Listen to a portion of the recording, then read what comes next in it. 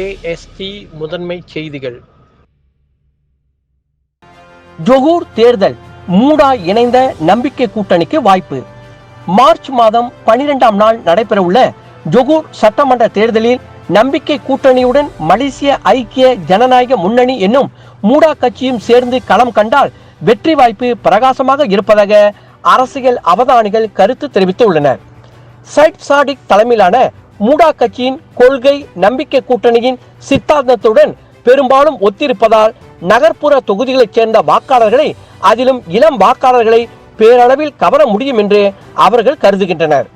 இந்த நிலை ஜொகூர் தேர்தல் களத்தில் இப்பொழுதே பிரதிபலிக்கிறது என்றும் அவர்கள் தெரிவித்து உள்ளனர். ஜொகூர் தேர்தல் அம்னோ வீழ்த்தப்பட வேண்டுமானால் பரிகத்தான் தேர்தல் களத்தில் இருந்து விலக வேண்டும். ஜொகூர் தேர்தலில் அம்னோ வீழ்த்தப்பட வேண்டும் என்று டான் ஸ்ரீ முஹிதீன் யாசின் உண்மையில் கருதினால் அந்த தேர்தல் களத்தில் இருந்து பரிகத்தான் நேஷனல் விலகி நிற்க வேண்டும் என்று ஷா ஆலம் MP காலித் சாமாட் கேட்டுக்கொண்டுள்ளார். அம்னோவிற்கு எதிரான வாக்குகள் பிரியாமல் இருக்க வேண்டுமென்றால் பர்சத்து கட்சி இந்த முடிவை துணிந்து எடுக்க வேண்டும் என்று அமனா கட்சியை சேர்ந்தவருமான காலித் வலியுறுத்தி உள்ளார்.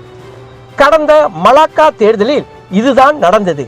நம்பிக்கை கூட்டணி 37 விழுக்காட்டு வாக்குகளை பெற்ற வேளையில் பரிகத்தான் 25 விழுக்காட்டு வாக்குகளை பெற்று தேசிய முன்னணிக்கு எதிரான வாக்குகளை பிரித்தது என்று கூட்டரசு பிரதேச முன்னாள் அமைச்சருமான காலித் கோடி காட்டியுள்ளார். கோவிட்-19 கட்டுப்பாட்டு நடவடிக்கை விவாதிப்பதற்காக அடுத்த வாரம் கூட்டம். ஆட்சிக்குழு உறுப்பினர் சித்தி மரியா. கோவிட்-19 நோய் தொற்று பற்றிய துல்லியமான விவரத்தை பெறுவதற்கு மாநில அரசு அடுத்த வாரம் ஸ்லாங்கூர் மாநில சுகாதாரத்துறையை சந்திக்கும் என்று ஸ்லாங்கூர் ஆட்சிக்குழு பொது சுகாதார பிரிவு உறுப்பினர் சித்தி மரியா மாமு தெரிவித்துள்ளார். புதிதாக தொற்று ஏற்படும் இடம், தொற்று பரவுவதை தடுப்பதற்கான வழிமுறை, ஊக்க தடுப்பூசி, மாநில திட்டங்கள் மற்றும் தொடர்புடைய நிறுவனங்கள் குறித்த ஆய்வுகளை உள்ளடக்கியதாக இந்த கூட்டம் இருக்கும் என அவர் கூறினார். ஸ்லாங்கூர் தடுப்பூசி செல்வேக்ஸ் திட்டத்தின் கீழ் சினோவேக் தடுப்பூசி பெறுபவர்கள் மேலும் ஊக்க தடுப்பூசியை பெறுவதற்காக ஊக்கப்படுத்தப்படுவார்கள் என்றும் டாக்டர் சித்தி மரியா கூறினார். ஜொகூர் தேர்தல் SOPயை மீறிய தேசிய முன்னணி தலைவர்களுக்கு தண்டம். ஜொகூரில் நேற்று நடைபெற்ற மாயிக்கா நிகழ்ச்சியில் SOPயை மீறியதற்காக தேசிய முன்னணியின் உயர்மட்ட தலைவர்களான டத்தோ ஸ்ரீ இஷாமுடின் ஹுசைன், மாயிக்கா தேசிய தலைவர் Tan Sri SA Vigneswaran, Johor Barisan Nasional chairman Dato Azmi Mohamed ஆகியோருக்கு அபராதத்திற்கான குற்றப்பதிவை விநியோகிக்கும்படி சுகாதார அமைச்சர் கைரி ஜமாலுடன் உத்தரவிட்டுள்ளார். ஜொகூர் மாநில தேர்தல் தொடர்பில் SOP முழுமையாக கடைபிடிக்கப்படுகிறதா என்பதை சுகாதார அமைச்சு தொடர்ந்து கண்காணித்து வரும் என கைரி ஜமாலுடன் தெரிவித்துள்ளார். இதனிடையே ஜொகூர் மாயிக்கா பணிப்படை அறிமுக நிகழ்வில் SOPயை பின்பற்றுவதில் சில பலவீனங்கள் இருந்ததை ஒப்புக்கொண்ட இஷாமுடின் தாம் உட்பட எவரும் சட்டத்திற்கு அப்பாற்பட்டவர் அல்லர் எனவும் குறிப்பிட்டார். 64,388 குடும்பங்களுக்கு வெள்ள துயர் துடைப்பு உதவிநிதி. ஸ்லாங்கூர் மந்திரி பசார். அண்மைய வெள்ள பேரிடரில் பாதிக்கப்பட்ட 64,388 குடும்பங்களுக்கு பந்துவான் ஸ்லாங்கூர் பங்கிட் திட்டத்தின் மூலம் வெள்ள துயர் துடைப்பு உதவிநிதி அளிக்கப்பட்டுள்ளது என்று மந்திரி பசார் டாத்தோ ஸ்ரீ அமருடின் ஷாரி கூறினார். இதன் தொடர்பில் 6,45,18,000 வெள்ளி செலவிடப்பட்டுள்ளது. கில்லான் மாவட்டத்தில் மிக அதிகமாக 17,336 பேருக்கு 1,73,96,000 வெள்ளி வழங்கப்பட்டுள்ளது. பெட்டாலிங் மாவட்டத்தில் 16,917 குடும்பங்கள், கோலாலங்காட்டில் 979 குடும்பங்கள், ஹுடுலாங்காட் மாவட்டத்தில் 7,843 குடும்பங்கள், சப்பாங்கில் 6,855 குடும்பங்கள், கோலாஸ்லாங்கூரில் 5,430 குடும்பங்கள், கோம்பாக்கில் 893 குடும்பங்கள், உடுஸ்லாங்கூரில் 94 குடும்பங்கள், சபாபர்னாமில் 40 குடும்பங்களும் இந்த உதவி நிதியை பெற்றுள்ளனர்.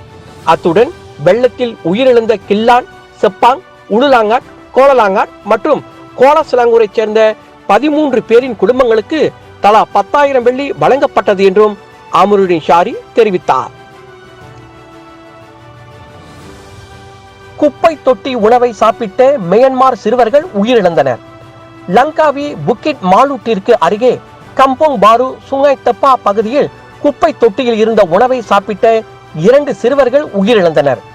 சகோதரர்களான 4 வயது நிசாம்புடின் ஜமாலுடின் மற்றும் 2 வயது நே ஆகிய இருவரும் நேற்று மாலை மணி 6:15 அளவில் இறந்ததாக லங்காவி போலீஸ் தலைவர் சரிமான் அசாரி தெரிவித்தார். மியான்மர் சிறுவர்களான அந்த இருவரும் குப்பை தொட்டிக்கு அருகே தள்ளாடி கொண்டிருந்ததோடு அவர்களின் வாயில் இருந்து நுரை வருவதை அவர்களது தந்தை கண்டுள்ளார். மூச்சு விடவும் சிரமப்பட்டு கொண்டிருந்த அவர்களை உடனடியாக மருத்துவமனைக்கு கொண்டு சென்ற பின் அங்கு அந்த சிறுவர்கள் இறந்ததாக உறுதிப்படுத்தப்பட்டது. ஜொகூர் தேர்தல் வாக்குச்சாவடிகளாக இடைநிலை பள்ளிகளை பயன்படுத்த வேண்டாம். ஜொகூர் சட்டமன்ற தேர்தலுக்காக அம்மாநிலத்தில் உள்ள இடைநிலை பள்ளிகள் வாக்குச்சாவடிகளாக பயன்படுத்தப்படுவதை தவிர்க்க வேண்டும் என்று தேர்தல் ஆணையத்தை கல்வி அமைச்சு கேட்டுக்கொண்டுள்ளது. SPM தேர்வுக்கான ஏற்பாடுகள் அனைத்தும் சுமூகமாக முன்னெடுக்கப்பட்டுள்ளன. அதில் பாதிப்பு ஏற்படக்கூடாது என கல்வி அமைச்சர் ரஜிடின் தெரிவித்தார். மாணவர்களை பொறுத்தவரை கோவிட் தொற்றினால் அதிகமாக பாதிக்கப்பட்டவர்கள் SPM மாணவர்கள் தான். எனவே ஜொகூர் தேர்தலின் போது இடைநிலை பள்ளிகள் வாக்குச்சாவடிகளாக பயன்படுத்தப்பட்டால் SPM தேர்வுக்கான ஏற்பாடுகள் பாதிக்கப்படும் எனவும் அவர் சுட்டிக்காட்டினார். முஸ்லிம் அல்லாத 3 பிள்ளைகளை தாயாரிடம் ஒப்படைப்பேர். பேராசிரியர் ராமசாமி. 14 வயது இரட்டை சகோதரிகளான சுலோச்சனா, சுலோசினி, அவர்களின் 10 வயது தம்பி தட்சணா ஆகிய மூவரையும் பராமரிக்கும் முழு உரிமையை அவர்களின் தாய் லோ சியுவோங் கொண்டிருப்பதால் முஸ்லிம் அல்லாத இந்த 3 பிள்ளைகளையும் உடனடியாக அவர்களின் தாயிடமே ஒப்படைக்கும்படி பெர்லிஸ் சமயத்துறையிடம் பினாங்கு துணை முதல்வர் பேராசிரியர் பி ராமசாமி கோரிக்கை விடுத்துள்ளார். இந்த சிக்கல் தொடர்பில் கடந்த ஆண்டு மார்ச் மாதம் தாயிடமே குழந்தைகளை ஒப்படைக்கும்படி கோலாலம்பூர் உயர்நீதிமன்றம் தீர்ப்பு வழங்கியிருப்பதையும் அவர் சுட்டிக்காட்டினார். அந்த பிள்ளைகளை தேடி கண்டுபிடித்து அவர்களின் தாயிடமே ஒப்படைக்கும்படி போலீஸ் படை தலைவர் ஏற்கனவே உத்தரவு பிறப்பித்துள்ளார். அப்படி இருந்தும் முஸ்லிம் அல்லாத பிள்ளைகளை பெர்லிஸ் சமய அதிகாரிகள் தங்களின் கட்டுப்பாட்டில் வைத்திருக்க வேண்டிய காரணம் என்னவென்றும் ராமசாமி கேள்வி எழுப்பியுள்ளார். மலேசிய மக்கள் தொகை 32.4 மில்லியன் பேர். பிரதமர் அறிவிப்பு.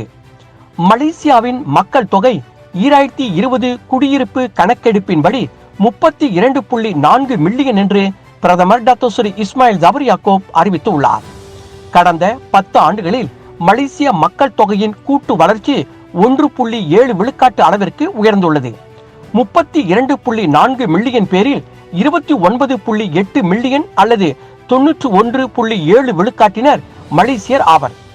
2.7 மில்லியன் அல்லது 8.3 விழுக்காட்டினர் குடியுரிமை இல்லாதவர்கள் என்று அவர் தெரிவித்தார். பூமி புத்ராக்கள் 69.4 விழுக்காடு, சீனர்கள் 23.2 விழுக்காடு, இந்தியர்கள் 6.7 விழுக்காடு, மற்றவர்கள் 0.7 விழுக்காடு என்ற அளவில் இருக்கும் மலேசிய மக்கள் தொகையில் ஆண் பெண் பிறப்பு விகிதம் சராசரியாக 110 ஆண்களுக்கு 100 பெண்கள் என்ற விகிதத்தில் இருப்பதாகவும் இதில் ஆண்கள் 52.3 விழுக்காட்டினர் என்றும் பெண்கள் 47.7 விழுக்காட்டினர் என்றும் பிரதமர் வெளியிட்ட மக்கள் தொகை புள்ளி விவரம் தெரிவிக்கிறது. மாபெரும் ஆயுள் காப்புறுதி நிறுவனம் LIC பங்குகள் விற்பனை. 8 ஆண்டு மோடி ஆட்சியில் பொருளாதாரம் சரிவு. உள்நாட்டிலும் வெளிநாட்டிலும் அதிக சொத்துக்களை கொண்டிருக்கும் இந்தியாவின் மாபெரும் ஆயுள் காப்புறுதி நிறுவனம் LICயின் 5 விழுக்காட்டு பங்குகளை விற்பனை செய்ய மோடி தலைமையிலான இந்திய அரசு உறுதியாக முடிவெடுத்துள்ளது. நாட்டின் பொருளாதாரம் மிகவும் சரிந்துள்ளதால் அதை சரிக்கட்ட இந்த ஆயுள் காப்புறுதி கழக சொத்துக்களை விற்கும் முடிவு எடுக்கப்பட்டுள்ளதாக அந்த இந்து தேசியவாத அரசாங்கம் அறிவித்துள்ளது. கடந்த 8 ஆண்டுகளாக தொடரும் இந்த அரசாங்கத்தில் முன்னர் அருண் ஜெட்லி வகித்த நிதி அமைச்சர் பொறுப்பை இப்போது நிர்மலா சீதாராமன் வகித்து வருகிறார். அடிக்கடி கைகளை கழுவுவோம், முகக்கவசம் அணிவோம், நோய் தொற்றிலிருந்து நம்மை நாம் பாதுகாப்போம். நன்றி, வணக்கம். AST செய்தி நிறுவனம்.